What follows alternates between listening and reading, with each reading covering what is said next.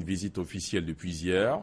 Dans le cadre de cette visite, un forum économique ivoiro-marocain s'est tenu aujourd'hui. Vous le voyez sur ces images, c'est le roi du Maroc Mohamed VI et le président Alassane Ouattara qui ont procédé à la clôture des travaux. Travaux à l'issue desquels 24 conventions ont été signées par les deux parties, la partie ivoirienne et la partie marocaine bien sûr. L'une d'entre ces conventions s'intitule « Mémorandum d'entente pour le renforcement du partenariat économique et favorisant l'émergence d'acteurs économiques régionaux ». Les liens d'amitié et de confiance que nous avons su tisser ont donné une dimension particulière à un partenariat fécond entre nos deux pays dans tous les domaines. Je me réjouis de l'opportunité que nous avons à l'occasion de cette visite de renforcer les relations déjà exemplaires entre le Royaume du Maroc et la République de Côte d'Ivoire. Ainsi, nous restons fidèles à la vision de nos illustres devanciers. Votre défunt père, Sa Majesté le roi Hassan II, et feu le président Félix Houphouët-Boigny, mon père spirituel. Cette vision, c'est d'aller le plus loin possible dans la coopération entre nos deux peuples qui s'apprécient et défendent les mêmes valeurs de solidarité et de fraternité. Le présent forum se tient à une période charnière du développement des relations entre le Royaume du Maroc et la République de Côte d'Ivoire. En effet, Sa Majesté le roi Mohamed VI et moi-même sommes déterminés à réaliser l'essor de nos pays respectifs et à renforcer davantage les liens de fraternité, d'amitié et de solidarité entre nos deux peuples. Mercredi 21 janvier 2015, deuxième étape de la visite officielle du président Alassane Ouattara au Maroc.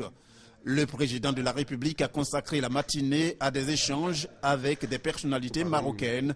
La première personnalité reçue par le chef de l'État est le Premier ministre du Maroc. On a parlé d'un tas de choses. D'abord de l'amélioration du contexte économique dans lequel les deux pays sont en train d'évoluer. Les choses vont très bien pour la Côte d'Ivoire, vont bien pour le Maroc. La coopération est appelée à grandir, surtout dans le domaine géré par le privé.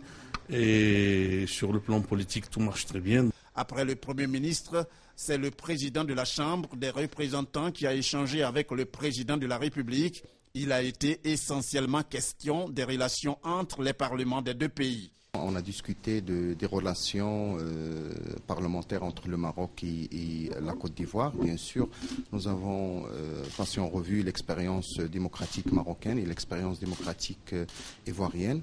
Nous sommes satisfaits des relations qui lient le Parlement du Maroc avec le Parlement ivoirien. La troisième personnalité reçue par le président Alassane Ouattara est le président de la Chambre des conseillers.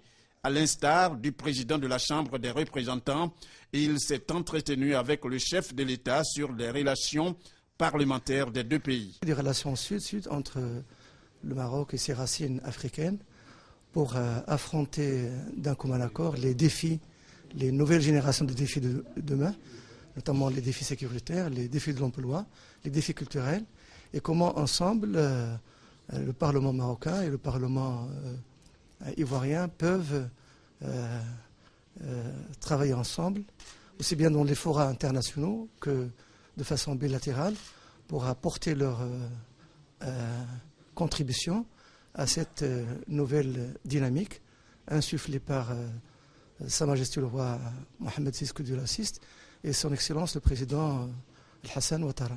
La quatrième et dernière personnalité reçue par le président Alassane Ouattara est militaire. Il s'agit du général du corps d'armée Bouchaïb Haroub. Le général Bouchaïb Haroub est inspecteur général des phares, entendez les forces armées royales. Nul doute que les échanges entre lui et le président de la République ont porté sur des questions militaires.